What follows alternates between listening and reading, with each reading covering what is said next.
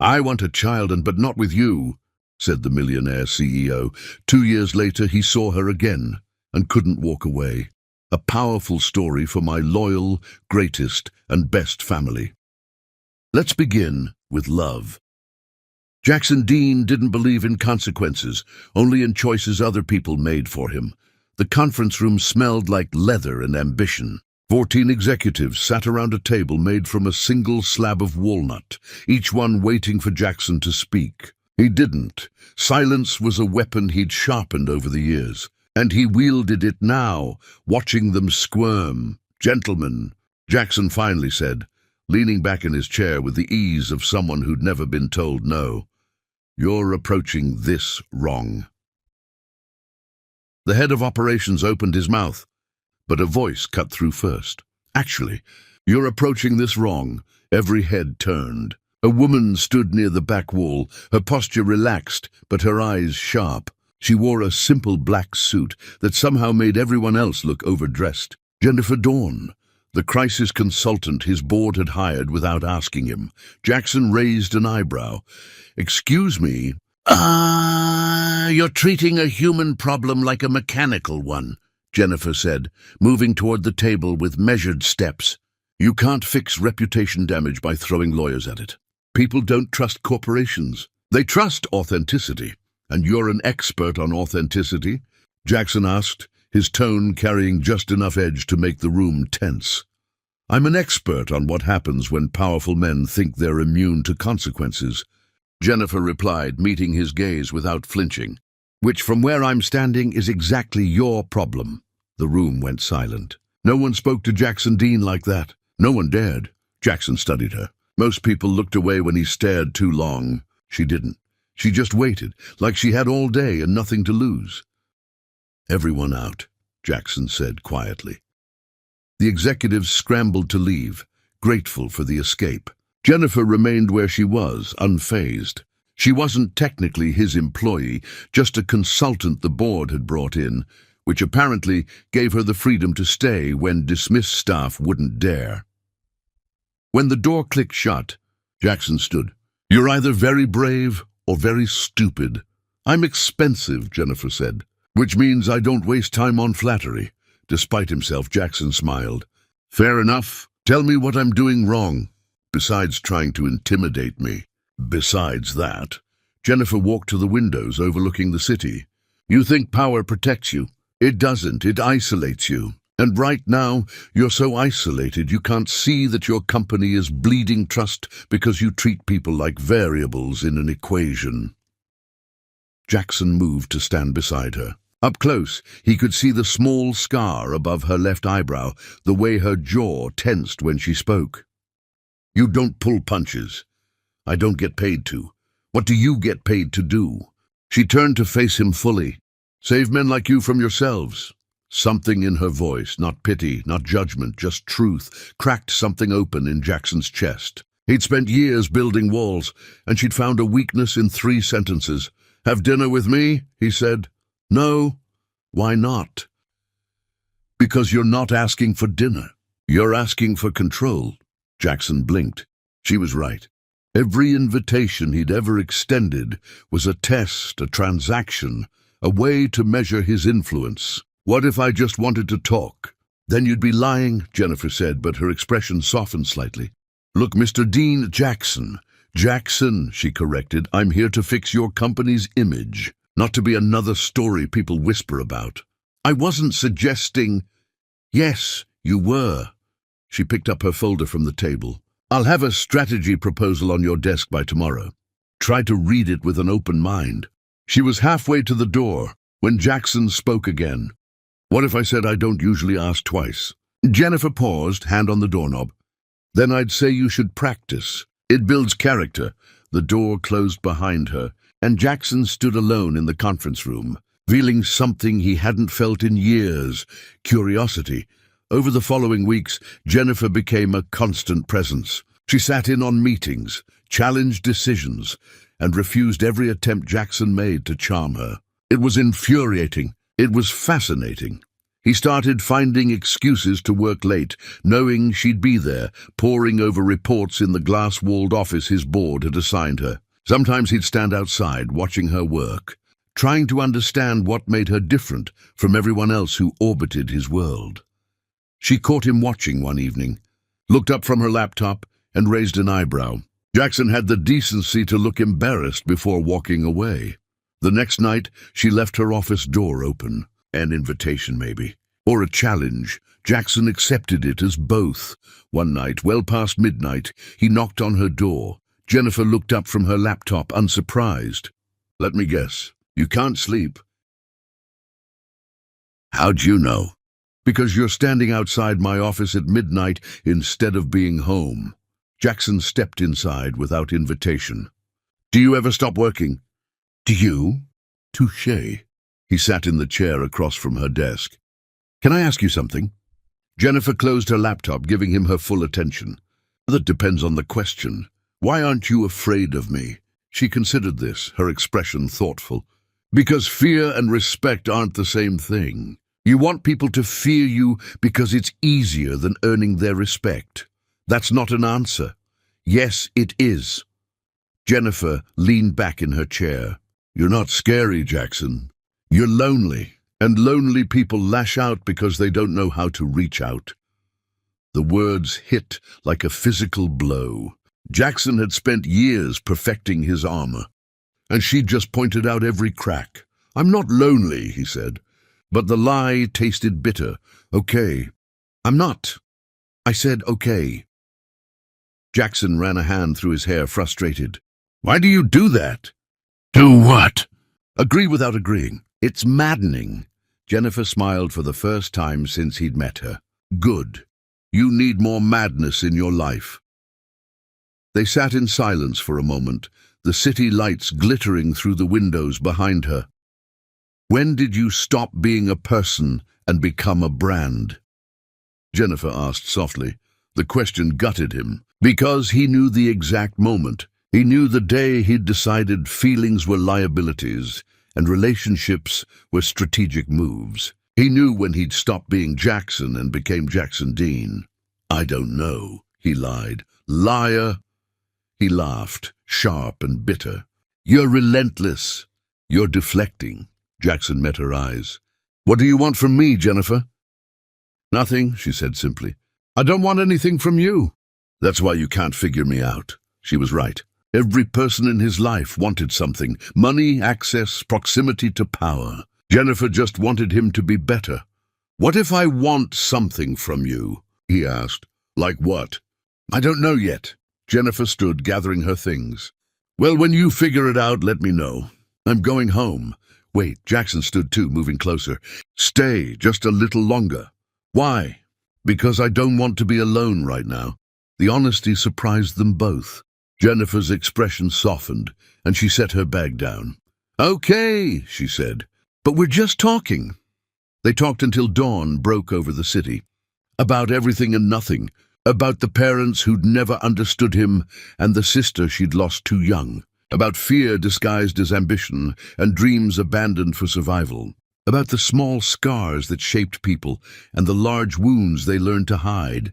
Jackson found himself telling her things he'd never told anyone, not his therapist, not his friends, not the women who'd passed through his life leaving no mark. He told her about the fear of being ordinary, of building an empire, and feeling emptier with each floor added to his tower. Jennifer listened without trying to fix him, without offering platitudes or solutions. She just heard him, really heard him. And somehow that was more valuable than anything else she could have given. "You're good at this," Jackson said as the sky lightened from black to purple to pink. "At what?" "Making people feel less alone." Jennifer's expression turned sad. "That's because I know what alone feels like." "You seem so confident, so sure of yourself." "Confidence and loneliness aren't mutually exclusive," Jennifer said. "You can be good at your job and still go home to an empty apartment. You can have all your shit together and still wish someone cared enough to ask how your day was." "How was your day?" Jackson asked. Jennifer smiled, genuine and warm. "Better now." Somewhere around sunrise, the conversation stopped being words and became something else. A touch on the shoulder, a hand on a hand, a moment where the world outside the windows ceased to exist. Jackson kissed her softly, expecting her to pull away. She didn't. "This is a bad idea," Jennifer whispered against his mouth. "Probably. I don't do casual." "I know." They moved to the leather couch, the city waking up around them. Two people who'd been alone so long they'd forgotten what it felt like to be seen. The connection between them was electric, honest, stripped of pretense. For once, Jackson wasn't performing. He was just present, vulnerable, real. Morning light streamed through the floor-to-ceiling windows when Jennifer finally pulled back, her hair tangled, her suit wrinkled, her eyes holding his with an intensity that made his chest tight. "I want something real, Jackson," she said quietly. "Marriage one day, a child who knows us both. Not games, not transactions, real." Jackson's mouth opened, but the words that came out weren't his. They were the voice of every fear he'd ever protected himself with. "You're confusing intimacy with ownership." Chapter 2. The equation breaks. His mouth opened, but the wrong man answered. Jennifer's hands stilled on his chest. The warmth between them turned to ice so fast Jackson could feel it crystallizing in the air. "What did you say?" Her voice was level, dangerously calm. Jackson's brain screamed at him to stop, to take it back, to say anything else. But his pride, that vicious, wounded pride, had already taken control. "I'm Jackson Dean," he said, each word a nail in his own coffin. "You're someone who works in my building." The silence that followed wasn't empty. It was full of every possibility dying in real time. Jennifer stood with a grace that made the moment worse. She didn't rush, didn't slam things around. She just began putting herself back together with methodical precision, buttoning her shirt, straightening her skirt, smoothing hair that his hands had tangled minutes ago. "Jennifer," Jackson started, his voice cracking on her name. "Don't." She held up one hand, still not looking at him. "Don't try to soften it now." "I didn't mean—" "Yes, you did." She finally met his eyes, and Jackson wished she hadn't. The hurt there was brief, a flash of lightning before the storm. What replaced it was worse, nothing. Absolute emptiness. "You meant every word. That's who you are when you're scared." "I'm not scared," she laughed, sharp and bitter. "You're terrified. Someone just offered you something real, and you reacted like a cornered animal. I'm not—" "Stop." Jennifer's voice cut through his protests. "Just stop. I'm not interested in watching you lie to yourself anymore." Jackson stood, reaching for her. "Let me explain." Jennifer stepped back, putting the desk between them. "There's nothing to explain." "I wasn't confused, Jackson." "You are." She picked up her bag, her laptop, the cardboard coffee cup from hours ago when the world had been different. Every movement was deliberate, final. "Where are you going?" "Away from here." "Away from you." "Jennifer, please. I told you I wanted something real," she said, her hand on the door handle. "And you told me I wasn't worth it." "Message received." "That's not what I said." "It's exactly what you said." She pulled the door open, paused without turning around. "I hope whatever you're protecting in that fortress of yours is worth it, because it looks pretty lonely from where I'm standing." The door closed with a soft click that echoed louder than a slam ever could. Jackson stood in the center of the room, surrounded by the evidence of what had just happened, the wrinkled couch cushions, the empty coffee cups, the lingering scent of her perfume. He waited for the relief to come, for the satisfaction of maintaining control, of protecting himself, of winning whatever twisted game his mind had convinced him they were playing. Nothing came, just a hollow ache in his chest that felt suspiciously like loss. He pulled out his phone, typed a message. "Can we talk?" He stared at it for 5 minutes before deleting it unsent. She'd told him exactly who she was and what she wanted. He'd told her exactly what he thought of both. What else was there to say? The days that followed felt wrong. Jackson couldn't name it, couldn't fix it, couldn't code his way out of it. He just knew that every room felt emptier, every conversation more exhausting, every moment more hollow. His assistant noticed first. "Are you feeling all right? You've been distracted." "I'm fine," Jackson said, staring at his computer screen without seeing it. "It's just that you've been sitting in this meeting for 20 minutes and haven't said a word." Jackson looked up, realizing with a start that there were 6 people around the conference table, all watching him with concern. "Apologies," he said, standing abruptly. "Something came up. Reschedule." He left them staring after him, confusion rippling through the room. In his office, Jackson pulled up the security system. He told himself he was checking protocols, verifying access logs, doing his job. But his fingers navigated to the cameras covering Jennifer's office with the precision of muscle memory. Her desk was empty. No laptop, no files, no coffee cups. Just bare wood and a vacant chair. Jackson's chest constricted. His assistant appeared in the doorway. "Sir, Ms. Dawn's resignation letter arrived this morning. She's requesting immediate release from her contract." "All? What reason did she give?" "Personal circumstances requiring relocation." "Relocation? Where?" She didn't specify. Jackson read the letter 17 times. It was professional, brief, completely devoid of emotion. It said nothing and everything at once. He approved it immediately, because making her stay would be another form of cruelty, and he'd already inflicted enough. Weeks bled into months. Jackson threw himself into work with a ferocity that impressed even his most ambitious colleagues. He acquired companies, launched initiatives, expanded territories. His net worth climbed, his influence spread, his empire grew, and he felt nothing. Late at night, alone in his penthouse, he'd catch himself reaching for his phone to text her before remembering she'd blocked his number. He'd see a woman with dark hair across a restaurant, and his heart would lurch before he realized it wasn't her. His friends, the few he had, stopped inviting him to gatherings. Not because he was difficult, but because his presence was like a black hole, sucking the energy from every room. "You're different," one of them said after a particularly silent dinner, "ever since that consultant left." "I'm the same," Jackson insisted. "No, you're not. You used to be arrogant. Now you're just hollow." Jackson wanted to argue, but the words wouldn't come. Because it was true. He'd spent years building walls to protect himself, and now he was trapped inside them, watching life happen through bulletproof glass.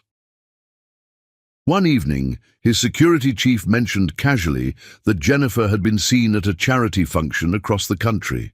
She'd started her own firm. It was thriving. Jackson pulled up photos from the event on his tablet. There she was, laughing with clients, shaking hands with sponsors, looking exactly like someone who'd moved on with her life. He zoomed in on her smile. It reached her eyes. She looked happy. He looked like a ghost. That night, Jackson stood at his windows until the city lights blurred. He didn't cry. He'd forgotten how. He just stood there, numb, wondering when he'd stop being human and started being this empty shell wearing expensive clothes. 3 months after Jennifer walked out of his life, Jackson sat alone in the conference room where they'd first met. The walnut table gleamed in the afternoon light. The leather chairs sat empty. The windows overlooked a city full of people who'd never know his name and wouldn't care if they did. He pulled up old security footage on his tablet, watched Jennifer walk through the lobby, into the elevator, down the hall, into his office. Watched her leave for the last time, her posture straight, her dignity intact. He didn't watch it again. Once was enough to understand that he'd destroyed something irreplaceable. Jackson closed the tablet and sat in the dark, surrounded by everything he'd built and nothing that mattered. Across the country, Jennifer Dawn stared at 2 pink lines. On a test, her hand trembling, not with fear but with resolve. Chapter 3. Parallel Processing. She chose the truth that scared her less. Raising a child alone was easier than raising one with a coward. Jennifer sat on the bathroom floor of her new apartment, back against the cold tile, test still in her hand. The sun was setting through the small window above the sink, painting everything in shades of amber and gold. She wasn't crying. That surprised her. She'd expected tears, panic, the overwhelming sense of being trapped that every movie and television show promised. Instead, she felt oddly calm, centered even. A child, his child, their child. No, her child. The distinction mattered. Jennifer had spent weeks after leaving Jackson's office, waiting for regret to find her, waiting to second-guess her decision, to walk away from a man who clearly needed her more than he'd ever admit, waiting for the pull of love to drag her back. It never came, because what she'd felt for Jackson hadn't been love, not yet. It had been potential, possibility, the ghost of what they could have been if he'd been braver. But he wasn't brave, and she wasn't interested in raising 2 children. Jennifer stood, catching her reflection in the mirror. She looked the same dark eyes, same sharp cheekbones, same woman who'd walked out of a penthouse office with her dignity intact. But something was different now. Something fundamental had shifted. She was going to be someone's mother. The thought terrified and thrilled her in equal measure. Over the following weeks, Jennifer built a fortress of her own, not made of money or power, but of decisions. She told no one about Jackson, listed no father on preliminary medical forms, created a story so simple it was almost true. She'd wanted a child, chosen to have one, and was doing this alone. People asked questions with their eyes more than their mouths. Jennifer answered with a smile that didn't invite follow-up. Her doctor, a kind woman with grey streaks in her hair, asked gently during the first appointment, "Is the father involved?" "No," Jennifer said, "and he won't be." The doctor nodded, made a note, moved on. No judgment, no pity, just acceptance. Jennifer was grateful for the simplicity of it. She threw herself into preparation with the same intensity she'd once applied to saving failing companies.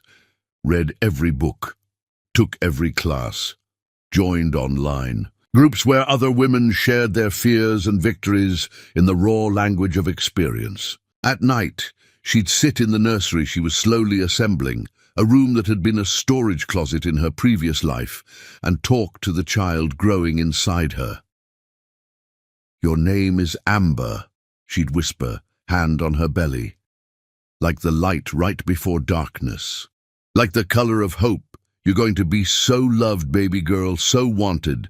You'll never have to beg for someone's attention or wonder if you're worth their time." The promise felt sacred, unbreakable.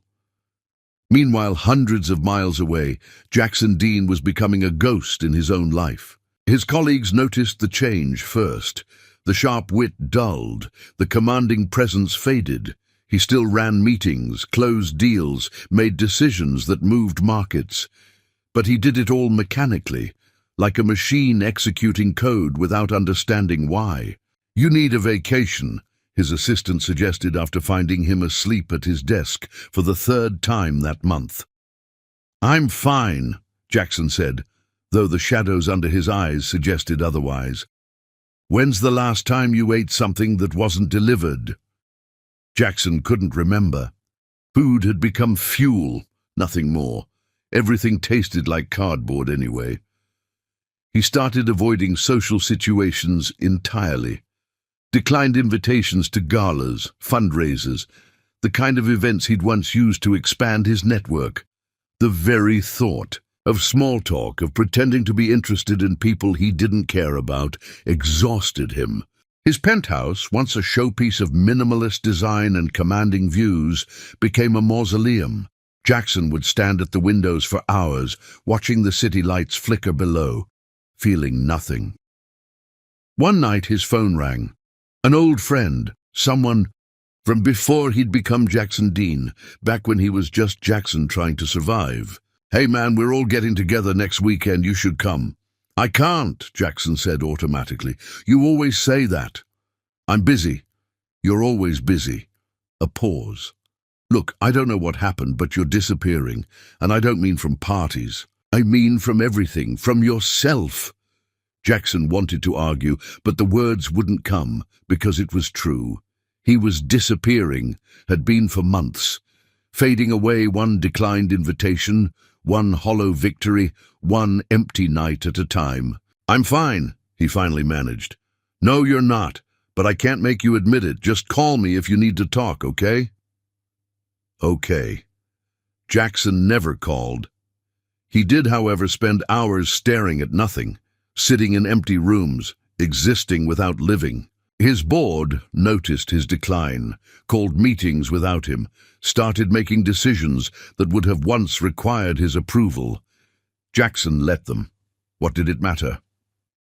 Late one night, alone in his office, Jackson opened his laptop and typed Jennifer's name into a search engine, found her new company website, read her bio, looked at photos of her speaking at conferences, consulting with clients, building the life she deserved.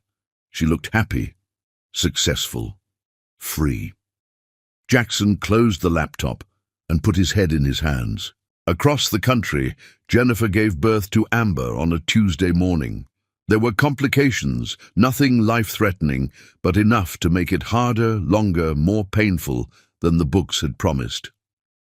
Jennifer labored for 16 hours, alone, except for the nurses who rotated through with efficient kindness. When they finally placed Amber on her chest, tiny and wrinkled and screaming, Jennifer felt something inside her break open, not painfully, beautifully.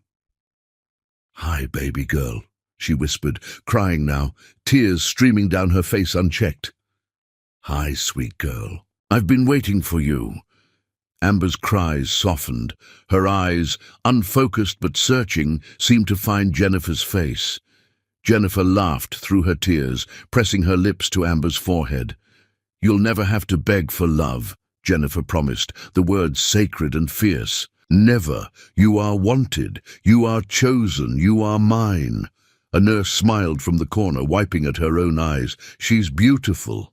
She's perfect," Jennifer corrected. Later, when the room was quiet and Amber was sleeping in the plastic bassinet beside the hospital bed, Jennifer took a photo. Just one. Amber's tiny hand curled against Jennifer's finger. She thought about sending it, thought about typing a message. "You have a daughter. Her name is Amber. She's perfect, and she'll never know you hurt me." Instead, Jennifer deleted the photo, held her daughter closer, and promised herself that Amber's story would never include a father who had to be convinced she was worth loving. Some truths were too important to dilute with complications. Jennifer Dawn had made her choice, and she would spend the rest of her life making sure Amber never regretted it. Chapter 4. Compound Decay. Years don't heal. They just give wounds time to settle into architecture. Amber learned to walk in the small apartment Jennifer had made into a home. She took her first steps between the coffee table and the couch, arms outstretched, face lit with triumph when Jennifer caught her. "That's my girl!" Jennifer laughed, scooping Amber up and spinning her around. "You're unstoppable!" Amber squealed with delight, the sound pure and bright, and Jennifer felt that familiar surge of fierce love that still sometimes caught her off guard. Life had a rhythm now. Morning routines and afternoon naps and bedtime stories. Jennifer had built a consulting practice from the ground up, working from home while Amber played nearby, learning to balance spreadsheets and snack time with the grace of necessity. Friends emerged from unexpected places.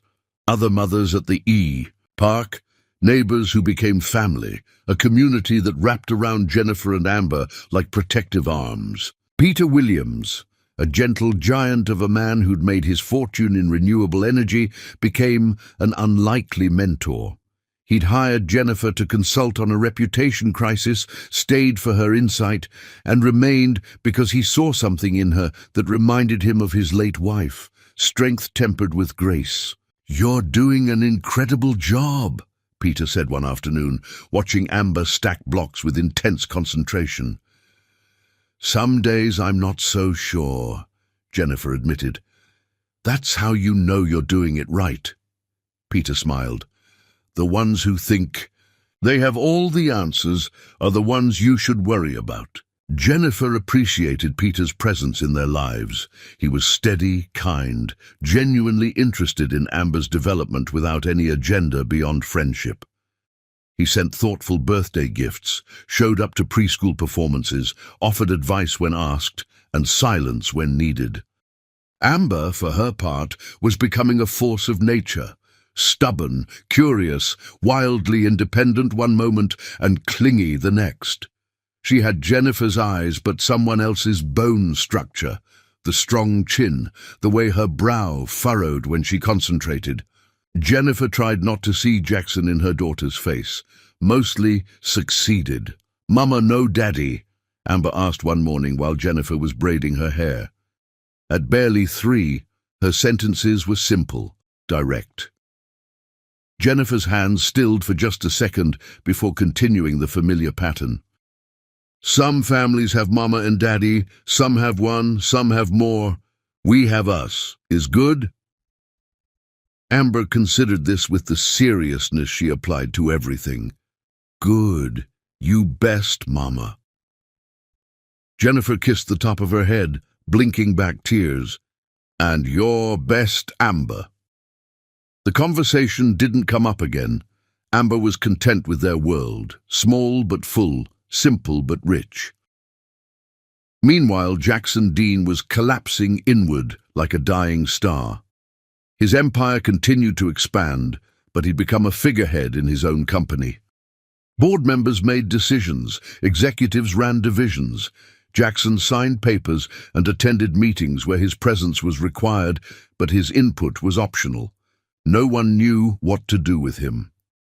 "He's not the same," his CFO said during a private conversation with the board. "Haven't been for years. He's not making bad decisions, he's just not making any decisions at all." "Should we be worried?" someone asked. "I don't know. He still shows up, still signs off on everything. He's just absent." Absent was the right word. Jackson moved through his days like a ghost haunting his own life. He woke up in the same penthouse, wore the same expensive clothes, drove the same luxury car. But none of it felt real anymore. The parties stopped inviting him after he attended. One stood in the corner for 2 hours without speaking to anyone before leaving without saying goodbye. The women who'd once pursued him gave up after he turned down advances with polite disinterest. The friends he'd accumulated through ambition gradually stopped calling. Jackson let it all slip away. What was the point of pretending? Late at night, he'd stand at his windows and wonder what Jennifer was doing, if she ever thought about him, if she'd found someone worthy of the love she'd offered him. The wondering ate at him, but not enough to make him do anything about it. Because what would he even say? "Sorry I destroyed the best thing in my life. Sorry I was too much of a coward to recognize what you were offering." Sorry seemed insufficient for the magnitude of his failure. So Jackson said nothing, did nothing, became nothing. His assistant, loyal despite everything, tried occasionally to pull him back. "There's a summit next month. National level. You've been invited to speak." Decline. "It would be good for the company." "Oh, someone else can go." "They specifically asked for you." They'll survive the disappointment. But the assistant was persistent, brought it up again a week later. The summit organizers called again. "They really want you there. Jennifer Dawn is speaking." Jackson's head snapped up. "What?" "Jennifer Dawn. She's giving a keynote on ethical leadership. I thought you might want to." "Accept the invitation. Jackson said, his voice rough from disuse. The assistant blinked, surprised. Really? Yes, whatever it takes, I'll be there. For the first time in years, Jackson felt something other than numbness. It wasn't hope. Hope required too much optimism. It was more like dread and anticipation twisted together, making his chest tight and his hands shake.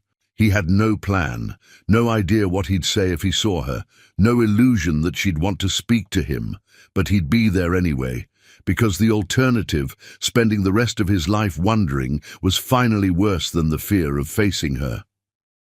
Jennifer received the summit invitation with mixed feelings. Part of her wanted to decline, to avoid any possibility of running into Jackson, but the larger part, the part that had built a life and a business and a future, refused to let fear dictate her choices. "I've earned this platform," she told Peter over coffee. "I'm not going to hide." "Good," Peter said, "but if you need backup, I'm happy to attend." "That would be helpful, actually. Amber could use a familiar face if I'm busy networking." Peter smiled. "I'd be honored." The night before leaving for the summit, Jennifer tucked Amber into bed in their apartment. Peter would drive them in the morning. He'd insisted it would be easier than flying with a toddler, and Jennifer had gratefully accepted. "Big day, Mama?" Amber asked sleepily, her words still slightly muddled. "That's right, baby." "Peter come?" "Yep. He's going to take you to see the aquarium while Mama works." Amber yawned, already drifting off. "Love you, Mama." "Love you more, sweet girl." Jennifer sat beside the bed long after Amber fell asleep, watching her daughter's chest rise and fall, feeling the weight of what tomorrow might bring. She didn't know Jackson would be there, had no reason to suspect their paths would cross. But somewhere deep in her chest, beneath the armor she'd built, a part of her wondered if she was ready to see him again, and whether she'd recognize the man who'd broken her heart, or if he'd become someone else entirely. Jennifer fell asleep with the question unanswered, not knowing that tomorrow would shatter the careful peace she'd built and force her to confront the one truth she'd been avoiding. Some wounds don't heal. They just wait for the right moment to reopen. Chapter 5. Collision Protocols. Fate isn't poetic, it's just poor planning meeting terrible timing. The morning started with rain, not the gentle kind, but the angry sheets that turned highways into rivers and made visibility a luxury. Peter drove carefully, his hands steady on the wheel, while Jennifer sat in the passenger seat reviewing her keynote notes for the third time. "You're going to be brilliant," Peter said, glancing at her. "You know this material inside and out." "I know. I just want everything to be perfect." In the back seat, Amber was already asleep, her head lolled to one side, clutching the stuffed elephant she couldn't sleep without. Jennifer turned to check on her, felt that familiar surge of protective love. "She's fine," Peter said gently. "Relax." "I can't. What if something goes wrong? What if the childcare at the summit isn't good? What if she gets scared and I'm not there?" "Then I'll be there," Peter reminded her. "That's why you asked me to come, remember?" Jennifer managed to smile. "Thank you for all of this, for driving us, for helping with Amber, for being a friend," Peter finished, "which is exactly what I want to be. No pressure, no expectations. Just someone who shows up." The rain had stopped by the time they reached the summit venue, but the sky remained grey and threatening. Peter parked, helped Jennifer unload their bags, then scooped up a still-sleeping Amber with practiced ease. "I'll get her settled in the childcare room," he said. "You go check in and get ready for your moment." Jennifer watched them walk toward the entrance, Peter's broad back, Amber's small form nestled against his shoulder, and felt grateful for the chosen family she'd built. Inside, the summit venue buzzed with the kind of energy that came from putting powerful people in one room and telling them to network. Jennifer found the check-in desk, collected her speaker badge, and made her way backstage. "You're on in 20 minutes, a production assistant told her, handing over a bottle of water. "Wireless mic, no podium. You'll have the whole stage." "Perfect." Jennifer found a quiet corner to center herself, breathed slowly, reviewed her opening lines, reminded herself that she'd earned this moment through years of hard work, and no ghost from her past could take that away when they called her name. She walked onto that stage like she owned it. The lights were bright enough that she couldn't see individual faces in the audience, just shapes, shadows, the vague impression of hundreds of people watching. Better that way. Less pressure. She began speaking, and within 30 seconds the nerves dissolved. This was her element. This was what she'd built her second life doing. Teaching people how to lead with integrity, how to balance power with humanity, how to see consequences before they became catastrophes. "Accountability isn't weakness," Jennifer said, her voice carrying through the hall.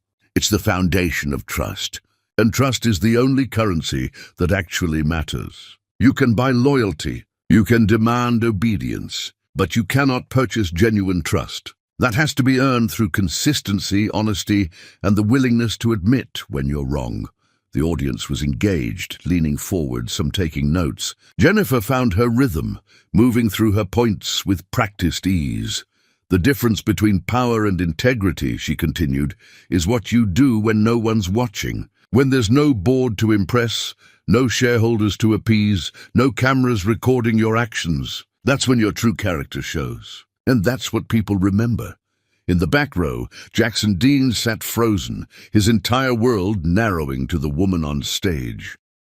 She looked different, stronger somehow, more solid. The uncertainty he'd glimpsed in those late-night conversations was gone, replaced by the kind of confidence that came from surviving something difficult and coming out the other side intact. He'd made a terrible mistake coming here. The certainty hit him like a physical blow. What had he been thinking? That she'd see him and everything would somehow be okay. Jackson stood, intending to leave before she saw him, but the movement caught attention. People turned, whispered. Someone near him said, "Is that Jackson Dean?" He sat back down, trapped by his own reputation. Jennifer finished her keynote to enthusiastic applause. She smiled, waved, exited stage left, feeling the familiar post-speech euphoria of a job well done. Peter met her in the green room, grinning. "You were phenomenal. The moderator wants to know if you're available for the closing panel tomorrow." "Really? That's wonderful." Jennifer set down her notes, took a long drink of water. "Where's Amber?" "The childcare room. She made a friend. They're building something elaborate with blocks." "Perfect. Give me 10 minutes to decompress, then I'll go get her. Take your time. I'll grab you something to eat from the reception." Jennifer nodded gratefully. Peter left, and she sat alone in the quiet room, letting the adrenaline drain away. The reception hall was chaos, hundreds of people mingling, drinking, networking, with the aggressive determination of professionals who measured success in business cards exchanged. Jackson moved through the crowd like a shark through water, staying on the periphery, scanning faces for the one he both needed and dreaded to see. Then he spotted her. Jennifer stood near the windows, laughing at something Peter Williams said, completely at ease. She looked happy, genuinely, radiantly happy. Jackson's chest constricted. She'd moved on, built a life, found someone better. Peter Williams, of course. Jackson knew him by reputation. Self-made billionaire, philanthropist, the kind of man who made money and used it to make the world better. Everything Jackson wasn't. Jealousy, sharp and irrational, cut through Jackson's numbness. He was halfway across the room before he realized he was moving, drawn to her like gravity, unable to stop himself, even though every logical part of his brain screamed that this was a terrible idea. Jennifer saw him the same moment he reached her. The smile dropped from her face, not slowly, instantaneously, like someone had flipped a switch. Peter noticed her expression change, followed her gaze, saw Jackson approaching. "Jennifer?" Peter said quietly, his body shifting into a protective stance. "It's fine," Jennifer said, though her voice was tight. "I can handle this." Jackson stopped a respectful distance away, suddenly aware that he had no plan, no speech prepared, no idea what to say. "Hello, Jennifer." Her expression was unreadable. "Jackson." Peter looked between them, understanding dawning. "You're him." "Peter, it's okay," Jennifer said. "I'll be right over there if you need me," Peter said, his tone making it clear that this was both a statement and a threat. When they were alone as you could be in a room full of people. Jackson tried to form words, failed, tried. "Again, you were incredible up there.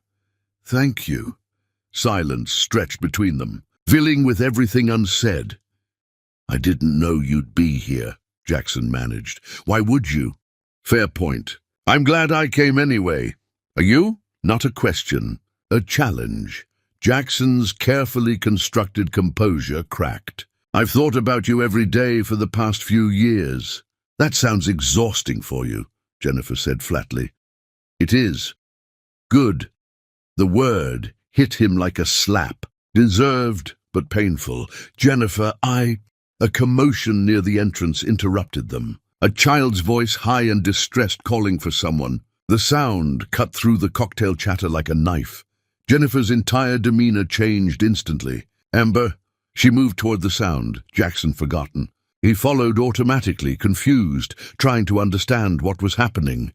A little girl stood near the doorway, tears streaming down her face, looking frantically around the crowded room. She wore a yellow dress, and her hair was pulled into two messy ponytails that were coming undone. She couldn't have been more than 3 years old. "Mama!" the girl cried, voice breaking with genuine distress. "I'm here, baby, I'm here," Jennifer said, swooping down and gathering the child into her arms with practiced ease. "What happened?" "Where's the caretaker?"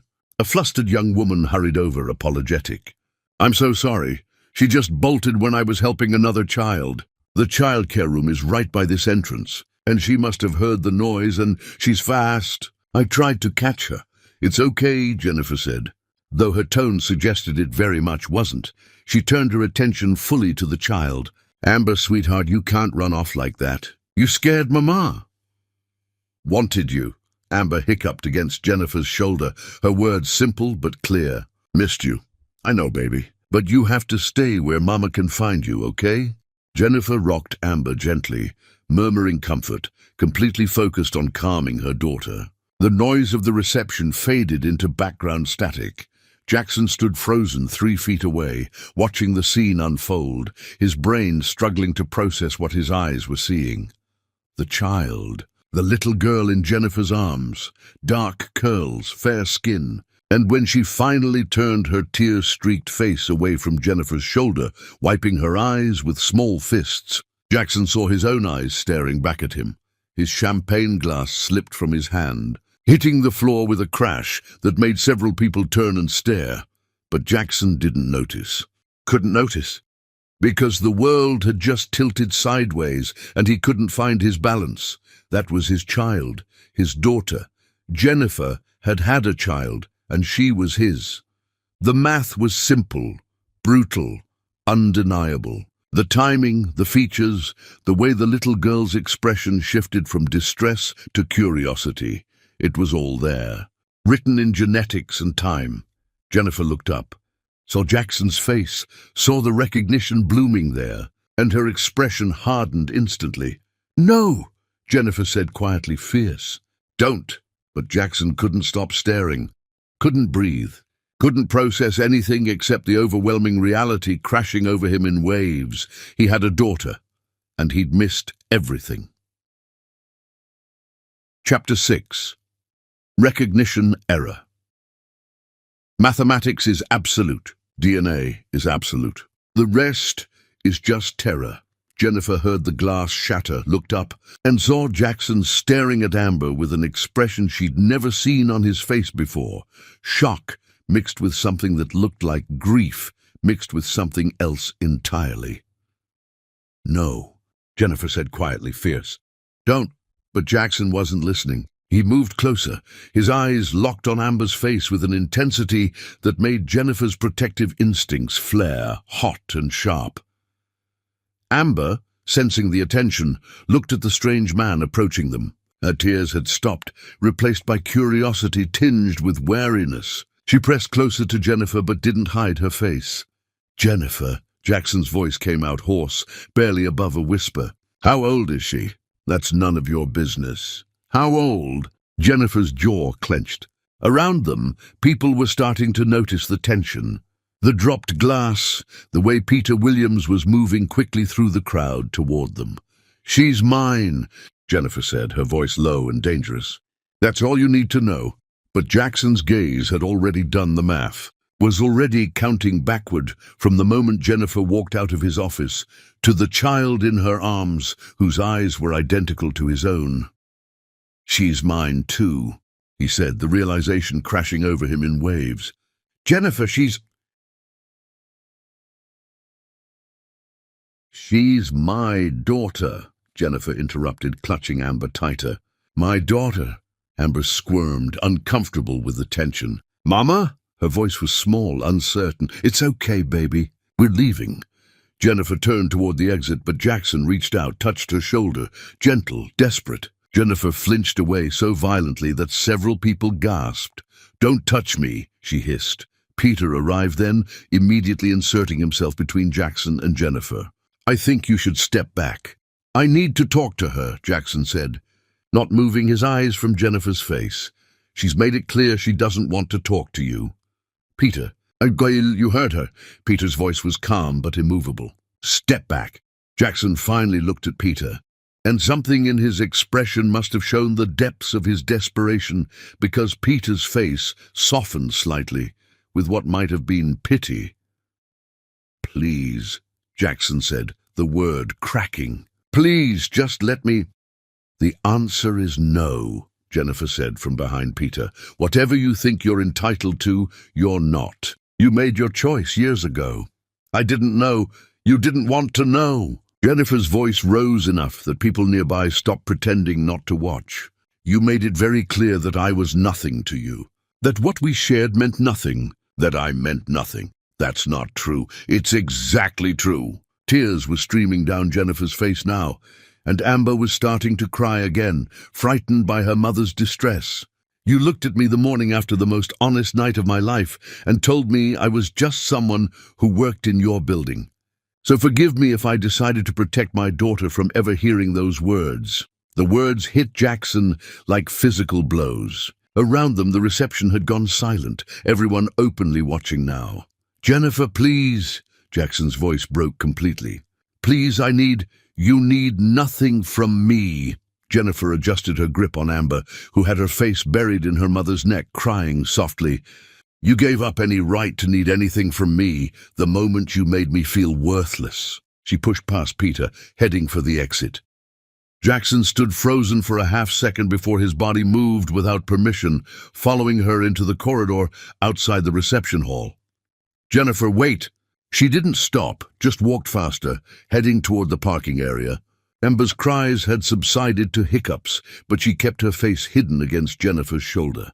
Jackson ran to catch up, his dress shoes slapping against marble floors. "Please, just let me explain." "Explain what?" Jennifer whirled on him, and the fury in her face was terrifying. "Explain how you're suddenly interested in being a father now that you've seen her. Explain how you're going to make up for years of her life that you missed. Explain how I'm supposed to trust you with the most precious thing in my world when you couldn't even trust yourself to be honest with me." "I was scared. I don't care."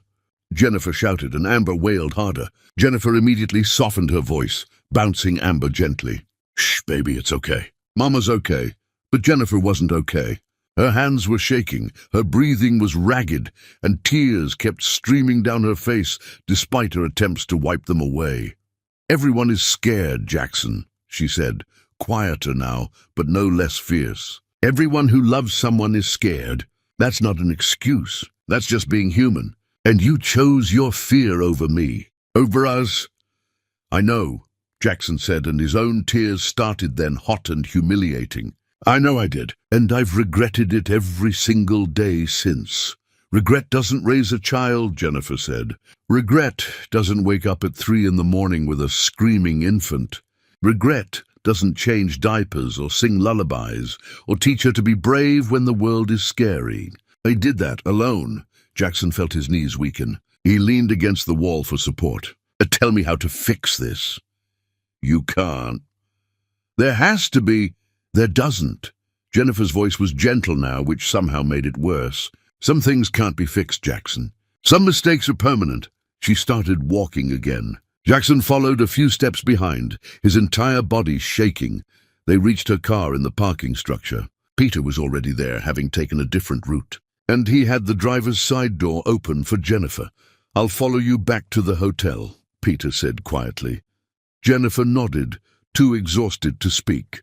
She was buckling Amber into the car seat when Jackson appeared beside the car, his reflection ghostly in the window. Jennifer, he said one more time. Jennifer, please. I know I don't deserve anything. I know I destroyed what we had. But she... His voice cracked again. She's my daughter too. Jennifer closed the car door, making sure Amber was secure. Then she turned to face Jackson fully. Biologically? Yes, in every other way that matters. No, that's not fair. Fair? Jennifer laughed, sharp and bitter. You want to talk about fair? Is it fair that I spent 9 months growing a human alone? Is it fair that I gave birth alone, scared out of my mind, with no one to hold my hand? Is it fair that every single milestone, her first smile, her first word, her first step, I experienced alone because you made it clear I wasn't worth the risk? Each word landed like a hammer blow. Jackson couldn't speak, couldn't breathe, couldn't do anything but stand there and absorb the magnitude of what he'd done. I wanted to tell you, Jennifer said, and now she was crying again, harder. God, Jackson, I wanted to tell you so badly. I had the phone in my hand 100 times. But every time I started to dial, I remembered the look on your face when I told you what I wanted. The disgust, the contempt, and I couldn't risk you looking at her that way. I wouldn't have. Yes, you would have. Jennifer's voice was certain. Maybe not intentionally. Maybe not obviously. But she would have felt it. Children always do. They know when they're not wanted. Jackson sank to his knees on the concrete parking garage floor, no longer able to hold himself up. Tears streamed freely down his face and he didn't try to stop them. I wanted her, he choked out. If I'd known I would have. You would have what? Jennifer asked, looking down at him. Tried to buy your way into her life? Hired lawyers? Fought me for custody? Used your money and power to take her from me because you suddenly decided she was worth having? No! Jackson said desperately. No, I would have tried to be better for her. For you. Jennifer crouched down so they were eye level. But you didn't try to be better for yourself. And that's the problem, Jackson. You only want to change because you got caught, not because you realized what you did was wrong. The truth of it silenced him. Jennifer stood, wiped her eyes, straightened her shoulders. I'm going to go now. I'm going to take my daughter back to our hotel room. And I'm going to hold her while she falls asleep, and tomorrow I'm going to take her home to our life. And you're going to stay out of it. Jennifer, please. Goodbye, Jackson. She got in the car, started the engine. Jackson remained on his knees in the parking garage, watching her taillights disappear up the ramp and into the night. Peter Williams stood a few feet away, his expression unreadable. She's right, you know, Peter said quietly. About all of it. Jackson couldn't respond. Could barely breathe through the sobs wrecking his chest. But I've also never seen anyone as destroyed as you look right now, Peter continued. So maybe there's hope for you yet, maybe. He got in his own car and drove away, leaving Jackson alone on the cold concrete floor, surrounded by the wreckage of his own making. Jackson stayed there until his tears ran out, until his knees ached from the hard floor. Until security found him and asked if he needed medical attention. No, Jackson managed. I'm fine. But he wasn't fine.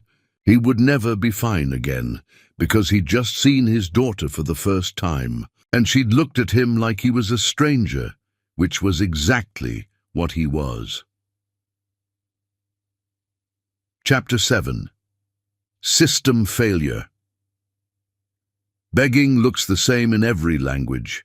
Undignified, desperate, and too late. Jackson didn't go to his hotel, didn't go to the bar, didn't call anyone or do anything except sit in his car in that parking garage, staring at nothing, until his phone died and the parking attendant knocked on his window to tell him they were closing.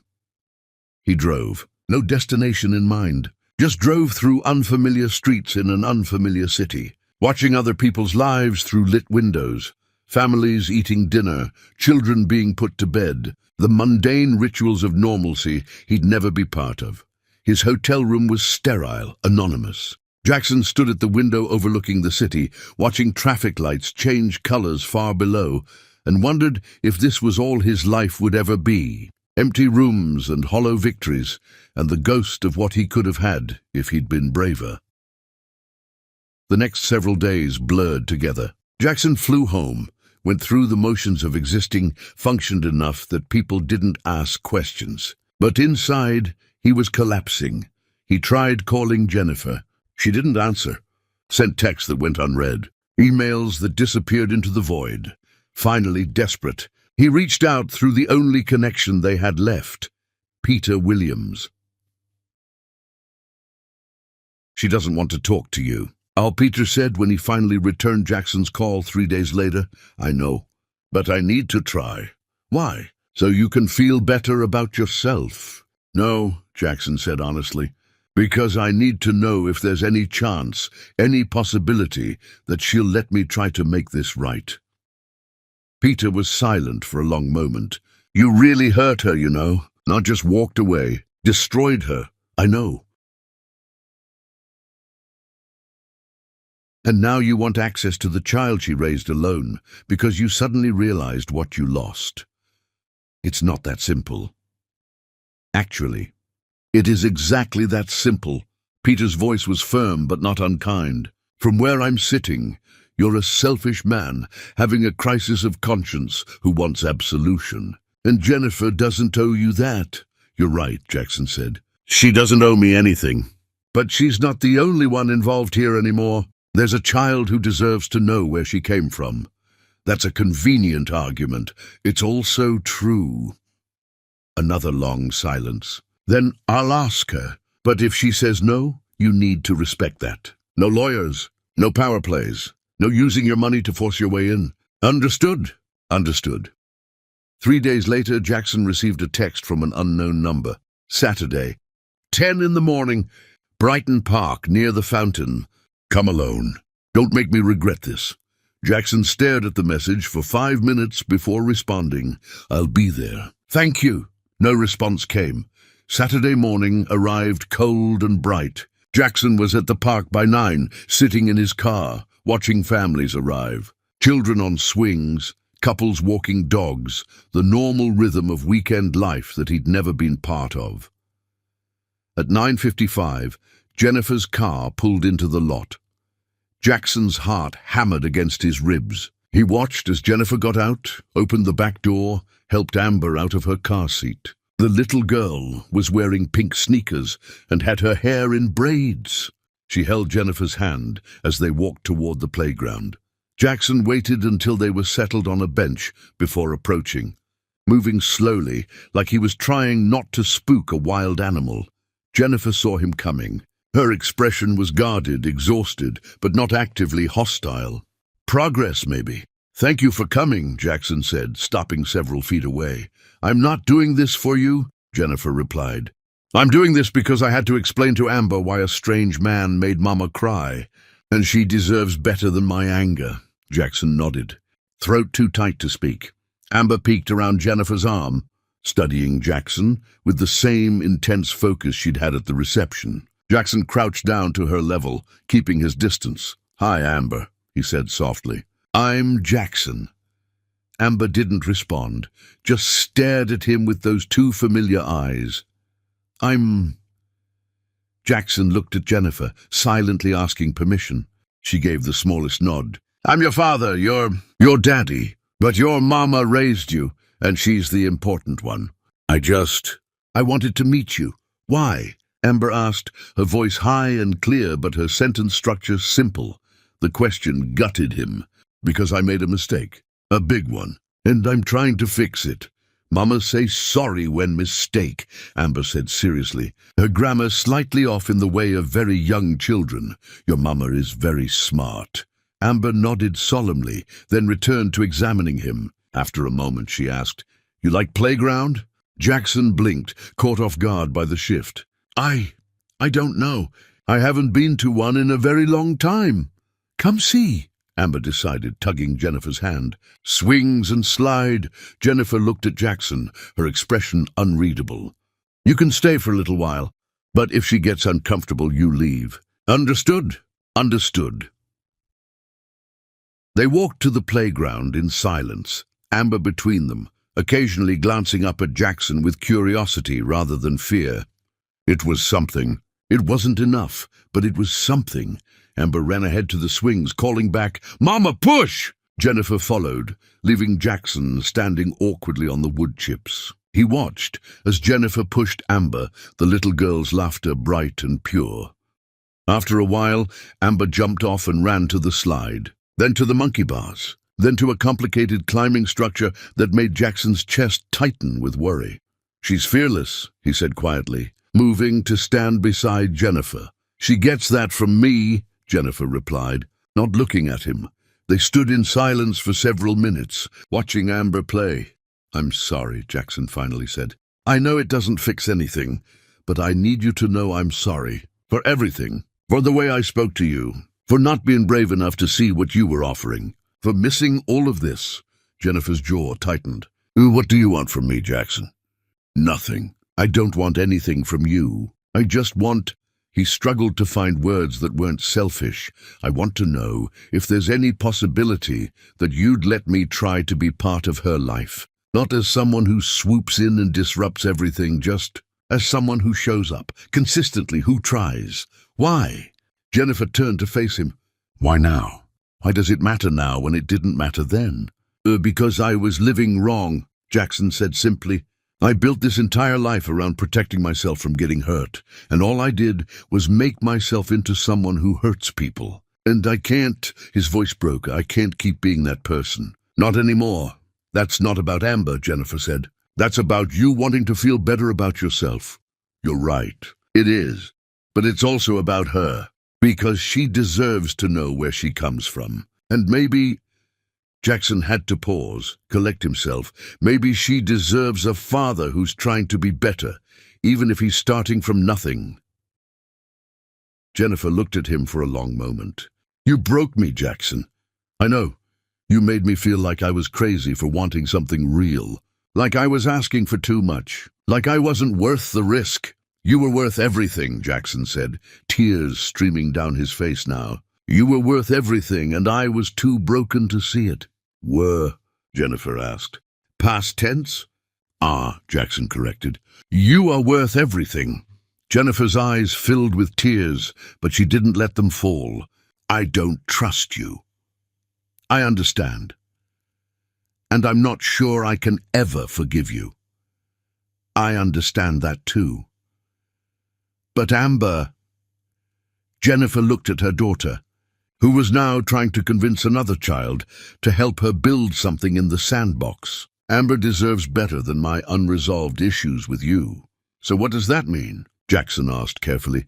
Jennifer took a deep breath, let it out slowly. It means you can try. Just try. Show up. Be consistent. Don't make promises you can't keep. Don't buy her affection. Just be here regularly and we'll see. Thank you, Jackson whispered. Don't thank me yet. I'm watching you. Every second. And the moment you make her feel like she's not wanted, like she's not enough, like she's anything less than the most important thing in your world, I will end this permanently. Understood. Understood. And Jackson? Jennifer's voice softened slightly. This isn't about me giving you another chance. This is about me giving her the opportunity to know you. Don't confuse the two. I won't. Amber came running over, her hands covered in sand. Mama, thirsty. Okay, baby, water. Jennifer pulled a sippy cup from her bag, handed it to Amber. Amber drank, studying Jackson over the rim of her cup. Then she held it out to him. "Want some?" The simple gesture, a child's instinct to share, broke something in Jackson. He carefully accepted the cup, took a small sip, handed it back. "Thank you." Amber smiled just slightly, then ran back to play. Jennifer turned to Jackson. "Same time next week. Don't be late." "I won't." As Jennifer gathered their things to leave, Amber looked back over her shoulder and waved at Jackson. Just a small wave, nothing dramatic. Jackson waved back, and the moment Amber turned away, he sat heavily on the bench. An elderly woman sitting nearby asked gently, "Are you all right?" Jackson looked up, tried to compose himself, failed completely. "I just met my daughter for the first time. She's almost 3 years old." The woman's expression softened with understanding. "Better late than never, I suppose." Jackson wasn't sure about that. But he knew he was going to spend however long it took trying to prove that Jennifer hadn't made a mistake in giving him this chance. Even if it meant showing up every week for the rest of his life. Even if Amber never called him Dad. Even if Jennifer never forgave him. He'd show up anyway, because that's what you did when you loved someone. You showed up. Chapter 8. Confession. Without variables, the truth, when it finally comes, doesn't set you free. It just shows you the size of your cage. Jackson showed up the following Saturday, and the Saturday after that, and every scheduled time Jennifer allowed, approaching each visit like it was a gift he hadn't earned, but was grateful to receive anyway. Amber, for her part, warmed to him gradually, not with the eager trust of a child who'd never been disappointed, but with the cautious curiosity of someone deciding whether this new person was safe. "What color?" she asked during their third visit, sitting beside him at a picnic table while Jennifer watched from nearby. At nearly 3, her sentences were getting longer but still simple, direct. "What color do I like?" Jackson clarified, and she nodded. "Blue. What's yours?" "Purple. Pink. Yellow too. Those are good choices. All pretty colors. Mama say can like lots," Amber explained seriously, her grammar improving but still endearingly imperfect. "Like ice cream and vegetables." "Your mama is very wise." Amber nodded in agreement, then went back to the coloring book she'd brought. Jackson watched her work, noticing how she held the crayon wrong, but colored with fierce determination, her tongue peeking out slightly as she concentrated. Jennifer approached with coffee for herself and juice for Amber. She set them down without speaking, then sat at the opposite end of the table, creating physical distance that spoke volumes. "Thank you," Jackson said quietly. Jennifer didn't respond, just watched Amber color, her expression carefully neutral. The silence wasn't comfortable, but it wasn't hostile either. It was the silence of two people trying to exist in the same space without destroying each other, learning to breathe the same air without choking on old wounds.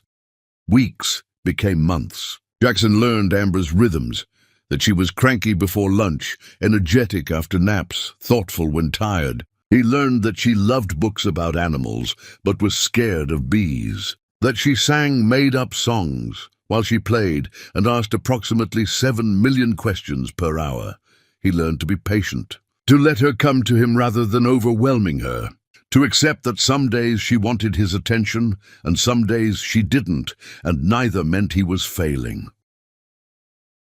Jennifer kept the boundaries firm. He wasn't Dad or Daddy, he was Jackson. He came when invited, left when asked, never pushed for more than she was willing to give. But one evening, after Amber had fallen asleep during a movie at Jennifer's apartment, a huge step being allowed inside her home, Jennifer made coffee and gestured for Jackson to join her on the small balcony. The city lights twinkled below them, and the night air was cool enough to need a sweater. Jennifer wrapped hers tighter around herself, leaning against the railing. "Why are you really doing this?" she asked once they were settled, her voice carrying the weight of months of observation. "Because she deserves it," Jackson said immediately. "That's the right answer. But it's not the whole answer."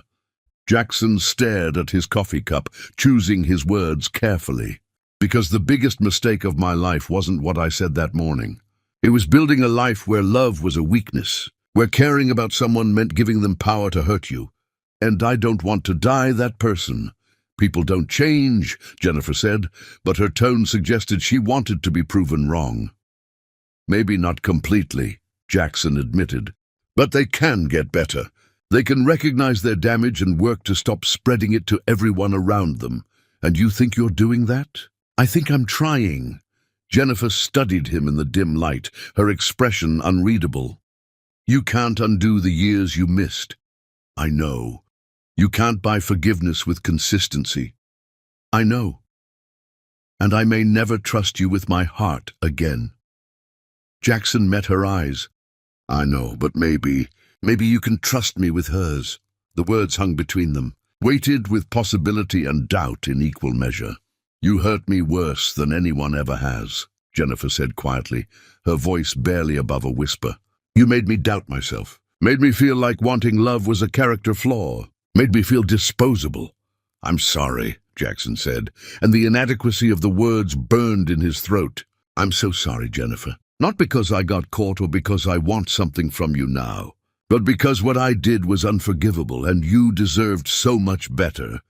A tear rolled down Jennifer's cheek. She wiped it away angrily like it had betrayed her. I don't want to cry over you anymore. Then don't be angry instead. Anger is cleaner. I'm tired of being angry, Jennifer said, her shoulders sagging slightly. It's exhausting, and it's not good for Amber. She can feel it even when I try to hide it. What would be good for Amber? Jennifer looked through the sliding glass door at her sleeping daughter, curled up under a blanket on the couch, completely innocent, completely trusting. I think she needs to know she's loved completely. By me always. And maybe by you too, if you can prove you mean it. How do I prove that? Time, Jennifer said simply. Just time. Keep showing up. Keep being consistent. Keep choosing her even when it's inconvenient. What if I mess up? You will mess up. Everyone does. The question is whether you show up anyway after you mess up or whether you disappear again. Jackson nodded, understanding the test. I won't disappear. We'll see. They sat in silence for a while, drinking coffee that had gone lukewarm, watching the city breathe below them. A siren wailed in the distance. A couple walked by on the sidewalk, laughing about something. Life continuing around them while they sat suspended in this fragile moment. Can I ask you something? Jackson said eventually. Maybe. Are you happy with your life? With how things turned out? Jennifer considered the question carefully, tilting her head as she thought. I'm content. I have work I'm proud of, a daughter I adore, friends who show up when I need them. That's more than a lot of people get. But are you happy? Happiness is overrated, Jennifer said with a small, sad smile. I'm satisfied. That's better. More stable. Less dependent on circumstances I can't control. Is Peter... Jackson couldn't finish the question, couldn't bring himself to ask if she'd found what she deserved with someone else. Peter is a friend. A good friend. One of the best I've ever had.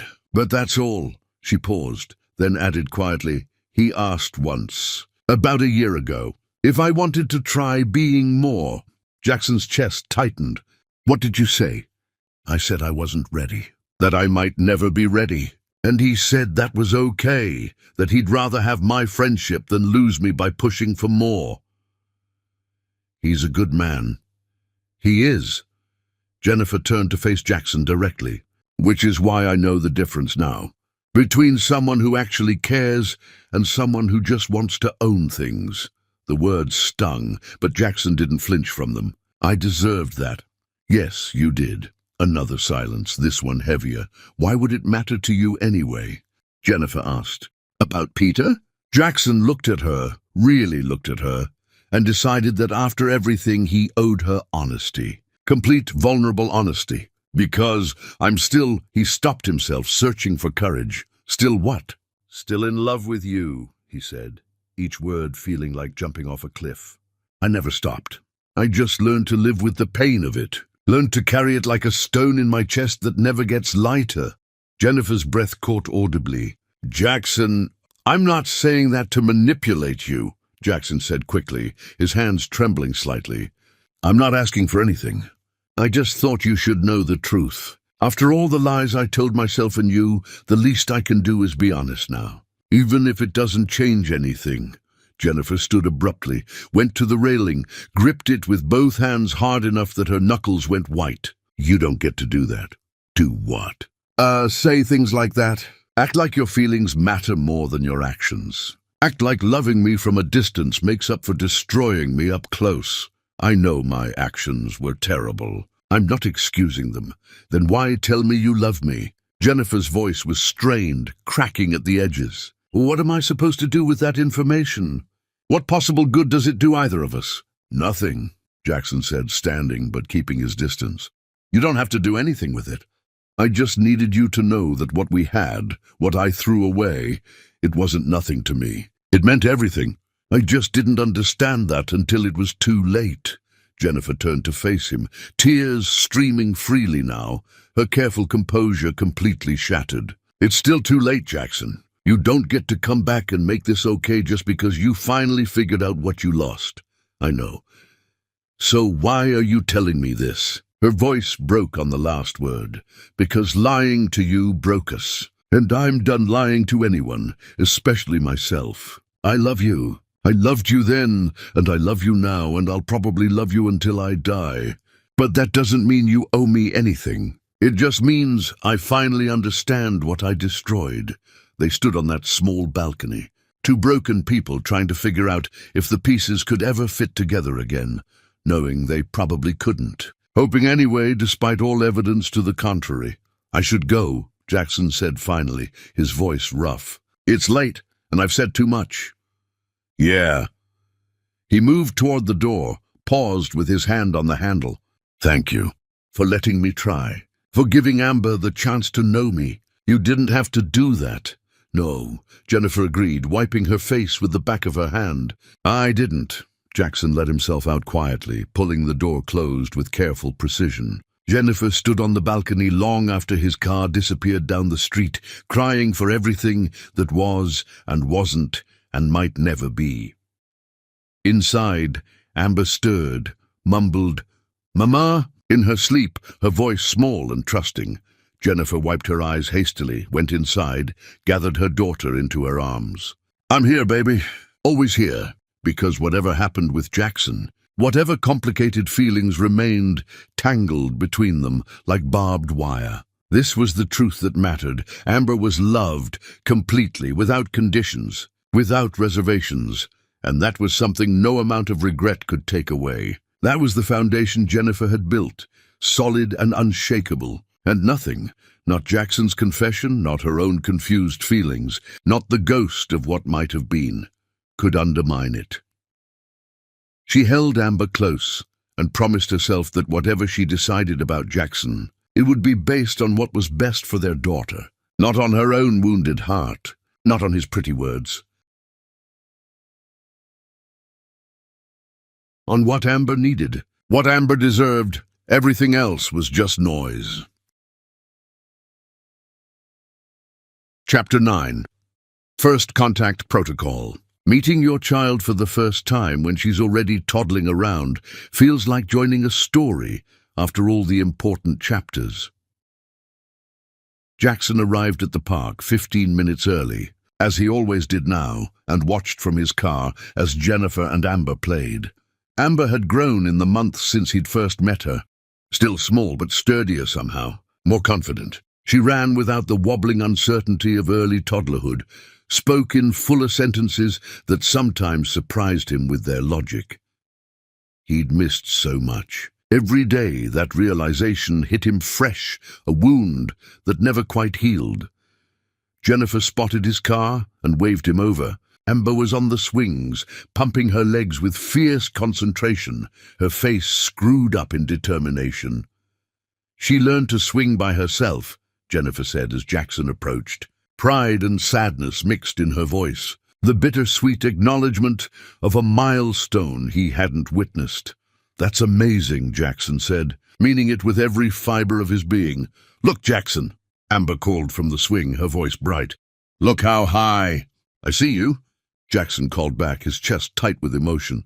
"You're doing great." Amber beamed, pumping harder, going higher, fearless in the way only children could be. This had become their rhythm, Jennifer orchestrating, Amber exploring, Jackson watching from the sidelines of a life he had no real place in. But at least he was there. At least he was trying. "Can I talk to you about something?" Jennifer asked, her tone serious enough to make Jackson's stomach drop. "Of course." "Not here." "Let's walk." They moved to a bench within sight of the playground, but far enough away for private conversation. Jennifer sat, hands folded in her lap, choosing her words with obvious care. "Amber asked me something yesterday," Jennifer began, not looking at Jackson. "She wanted to know why you leave after every visit." Jackson's throat tightened painfully. "What did you tell her?" That you have other things to take care of." "But she's smart, Jackson. She's starting to notice patterns. To ask questions I don't know how to answer." "What kind of questions?" "Why you're not around like Peter is. Why you come and go instead of staying. Why she doesn't call you what other kids call their fathers." Jennifer finally looked at him. She's comparing, processing, trying to understand why her family looks different. Each question landed like a punch to Jackson's solar plexus. "What do you want me to do?" "I don't know," Jennifer admitted, and the vulnerability in her voice surprised him. "I'm not trying to keep you from her anymore. That's not what this is. I'm trying to figure out how to make this work in a way that doesn't confuse her or set her up for disappointment." "You think I'll disappoint her?" "I think people disappoint each other all the time, even when they're trying not to." Jennifer's expression was troubled. "And I need to know if you're in this for real, Jackson. Not just showing up when it's convenient, but actually in this. Because if you're not, it's better for her if we stop now before she gets more attached." "I'm in this," Jackson said immediately, with zero hesitation. "Whatever that means, however you'll let me be, I'm in this completely." Jennifer searched his face, looking for cracks, for doubt, for any sign that this was temporary. She's going to need more eventually. More time, more consistency, more presence. Are you ready for that? "Yes. Even when it's hard? Even when it interferes with your work? Even when she's difficult or moody or doesn't want you around?" "Yes," Jackson said firmly, leaning forward. "I've already lost years. I'm not losing anything else. Whatever she needs, whatever you'll allow, I'm here."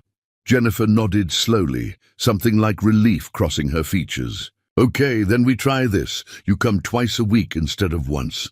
You can come to her dance class on Wednesday afternoons. She just started, and she loves it. And Saturday mornings remain our time at the park." "Really?" Hope bloomed in Jackson's chest, fragile and terrifying. "But Jackson," Jennifer's voice turned serious, almost hard, "if you commit to this and then back out, that's it. No more chances. She needs to know she can count on you, can she?" Jackson thought about his calendar, packed with meetings and obligations that suddenly felt utterly pointless. "She can count on me. I'll make sure of it. Prove it." Over the following weeks, Jackson restructured his entire life around Amber's schedule, moved meetings to early mornings or late evenings, delegated responsibilities he'd once insisted only he could handle, said no to things he'd once considered unmissable. His colleagues noticed. "You're different," his assistant commented one afternoon. "More present somehow. Less distracted." "I have better priorities now," Jackson said simply, checking his watch to make sure he wouldn't be late for Amber's dance class. Wednesday afternoons became sacred. He'd sit in a small studio with other parents, mostly mothers who eyed him with curiosity and occasional suspicion, watching. Amber and a dozen other toddlers approximate ballet moves with varying degrees of success. Amber wasn't particularly graceful, but she committed fully to every movement, her face screwed up in concentration, her tongue poking out slightly when she tried something difficult. She fell often, but she always got back up, determined. After class, she'd run to show him what she'd learned, her explanations breathless and jumbled. "And then we do this," she'd demonstrate, wobbling.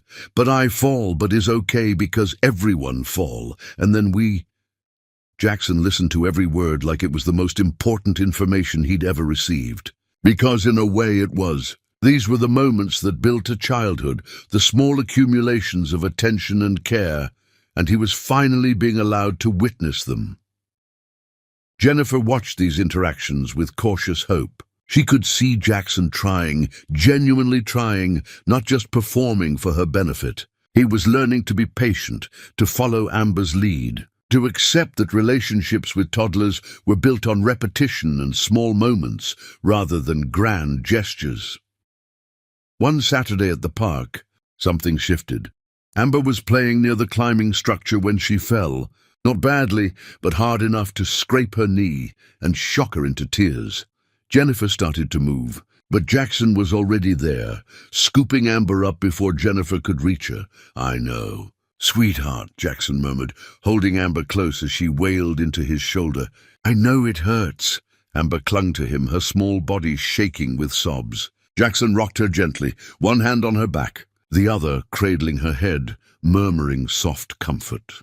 Jennifer approached with the first aid kit she always carried, but Jackson had already assessed the wound. Not too bad, just scared her more than anything. He sat on a nearby bench, Amber still in his arms, and cleaned the scrape with gentle efficiency. Amber hiccuped through her tears, watching him work with wide, trusting eyes. "You're being so brave," Jackson told her, applying a bandage decorated with cartoon characters. "The bravest." "Hurts," Amber whispered, her voice small and vulnerable. "I know, baby, but it's going to feel better soon. I promise." Amber studied his face with that intense, evaluating look children had. Then in a voice barely above a whisper, she said, "Don't go yet, Daddy." The world stopped. Jackson's hands froze on the bandage. Jennifer's breath caught audibly. Even the background noise of the park seemed to fade away. Amber, oblivious to the magnitude of what she'd just said, snuggled closer into Jackson's chest, still sniffling but calming. Jackson looked at Jennifer, terrified he'd overstepped, that he'd somehow manipulated this moment, that she'd take Amber away and end everything right here. But Jennifer's eyes were full of tears, and she nodded once, permission, acknowledgement, acceptance. "I'm not going anywhere." "Sweetheart," Jackson managed, his voice wrecked. "Daddy's got you." They stayed like that for several minutes, Jackson holding Amber while Jennifer watched, all three of them processing the weight of that one word. Eventually, Amber's tears dried and she wiggled down, ready to play again, the moment already passing for her in the way things did for small children. "All better," she announced, examining her bandaged knee with satisfaction before running back to the playground. After Amber ran off, Jackson sat frozen on the bench, staring at his hands. "I need a minute," he said to Jennifer, his voice barely steady. "Okay." Jackson stood on shaking legs and walked toward his car. He made it to the parking lot before the sobs hit, collapsing against the driver's side door. Everything he'd missed, her birth, her first sounds, her first steps, her first words, crashed over him in waves. All those moments, gone forever, irretrievable. Years of her life he'd never get back, because he'd been too much of a coward to recognize what mattered. He cried until he had nothing left, until his chest ached and his eyes burned and his throat was raw. When he finally composed himself and returned to the playground, Jennifer was pushing Amber on the swings again, the picture of normalcy. But when she looked at him, really looked at him, she saw what had happened. Saw the tear-stained face he'd tried to clean up, the red eyes he couldn't hide. "Are you okay?" she asked quietly while Amber was distracted. "She called me Daddy," Jackson said, his voice barely working. "I know." "I don't deserve that." "Probably not," Jennifer agreed gently, "but she gave it to you anyway. So now you have to earn it. Every single day." "I will," Jackson promised, the words feeling like a vow. "I swear to you, I will."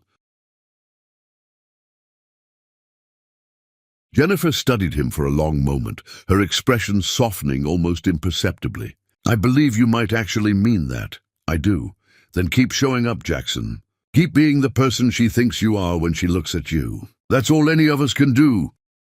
As they were leaving the park later, Amber reached for Jackson's hand without prompting. Not dramatically, not as a statement. Just a small gesture of trust that nearly broke him all over again. "See you Wednesday?" Amber asked as they reached Jennifer's car, her pronunciation clear, her meaning clearer. "Absolutely," Jackson confirmed, crouching to her level. "I'll be at dance class." "Okay," Amber smiled, then let Jennifer buckle her into her car seat. Jackson stood in the parking lot long after they drove away, looking at his hand where Amber's smaller one had been, feeling the ghost of her trust like a physical weight. He was somebody's father now. Not just biologically, but in the way that mattered, in the everyday showing up, in the consistency, in the choice to be there even when it was hard. And for the first time in years, Jackson Dean felt like he might be becoming someone worth knowing, someone worth loving, someone worthy of the title. Daddy, Chapter 10, Reconstruction.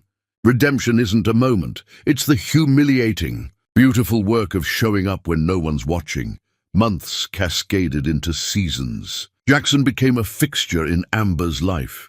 Not perfectly, not without missteps, but consistently. He learned that consistency mattered more than perfection, that showing up tired was better than not showing up at all.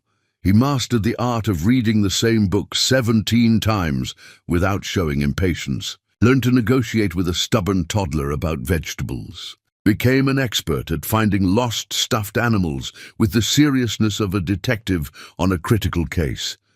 Jennifer watched this transformation with guarded amazement. The man who'd once measured everything in terms of profit and loss was learning to measure life in crayon drawings and bedtime giggles. "She made me this," Jackson said one Wednesday, showing Jennifer a picture Amber had drawn. It was mostly scribbles, but allegedly featured Jackson and Amber at the park. "That's you?" Jennifer asked, pointing at the blue blob. "She said so." Jennifer smiled despite herself. "It's perfect." "It really is," Jackson said, and he meant it with his whole heart. The boundaries between them remained, but they'd softened like old scars, still visible but less painful. Jennifer still didn't trust him with her heart, but she was beginning to trust him with their daughter. One evening, after a particularly long day where Amber had been cranky and difficult, Jackson sat exhausted on Jennifer's couch while Amber finally, mercifully fell asleep. "This is harder than running a company," Jackson said, only half joking. "Welcome to parenting," Jennifer replied, handing him tea. "It's the most important job you'll ever have, and you're terrible at it 90% of the time." That's comforting. It's honest. They sat in comfortable silence, something that would have been impossible months ago. "Do you think you'll ever forgive me?" Jackson asked quietly. "Not now, but eventually." Jennifer considered this carefully. "I don't know. Some days I think maybe.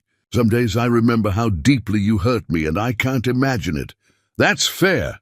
"But Jackson," Jennifer met his eyes, "forgiveness isn't the goal here. Being a good father to Amber is. Don't confuse the two. I'm not. I just wanted you to know that I understand what I destroyed. Not just with you and me, but inside myself. And I'm trying to rebuild it into something better. That's what matters." Seasons shifted. Jackson showed up for dance recitals and doctor's appointments. Learned to braid hair badly, but Amber wore his attempts with pride. Kept spare clothes at his apartment for impromptu sleepovers that Jennifer allowed with increasing frequency.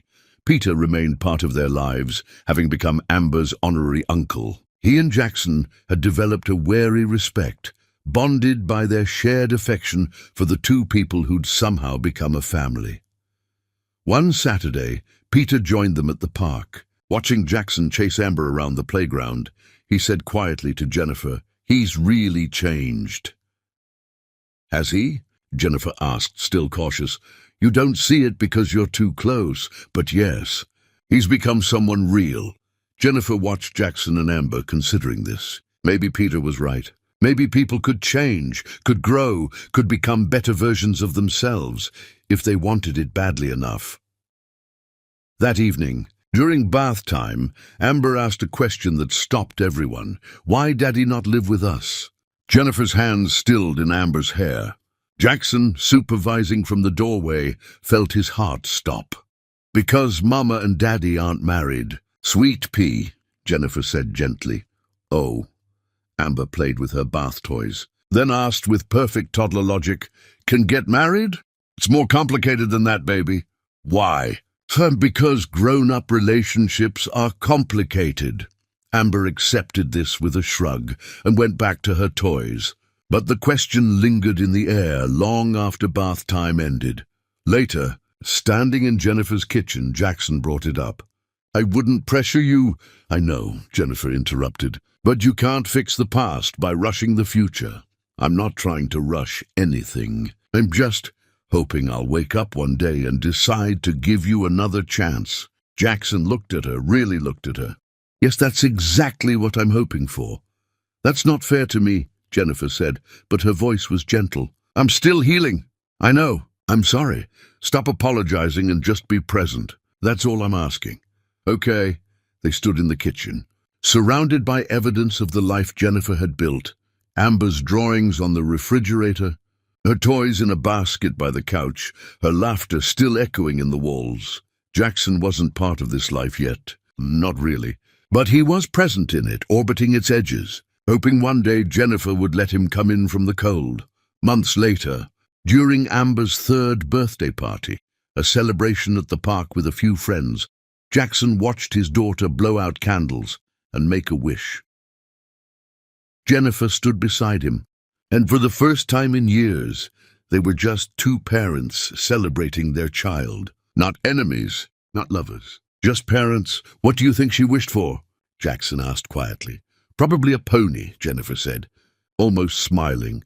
Realistic. They helped clean up after the party, working together with the practiced ease of people who'd learned to cooperate. As the sun started to set, casting everything in golden light, Amber sat on Jackson's shoulders, pointing at clouds. That one looks like elephant, she announced. I see it, Jackson said, steadying her with gentle hands. Jennifer watched them, her hand unconsciously touching her chest where her heart beat with complicated feelings. Not love, she wasn't ready for that, but something softer than anger, something like hope. Peter appeared beside her. Think you'll forgive him? Jennifer's answer was quiet, honest. I don't know, but I'm letting him earn the chance. Amber laughed at something in the sky, and Jackson laughed with her, the sound carrying across the park. Jennifer watched them, her hand still on her chest, and thought maybe, just maybe, healing didn't mean forgetting. It meant learning to carry the scars while still building something new. They stood there as the sun began to set, casting everything in amber light, the color of hope, the color of their daughter's name. A family not quite whole, not quite healed, but slowly, painfully being built from scratch. And sometimes that kind of imperfect reconstruction was more beautiful than anything that had come before. Sometimes the second chances were harder, but more meaningful than the first ones. Sometimes you had to break completely to rebuild into something stronger. Jackson didn't have Jennifer's forgiveness yet, might never have it. But he had Amber's trust, and he was learning that was its own kind of grace. He had the chance to show up, to be present, to earn his place in this small, fierce family one day at a time. And that was enough. For now, it was enough.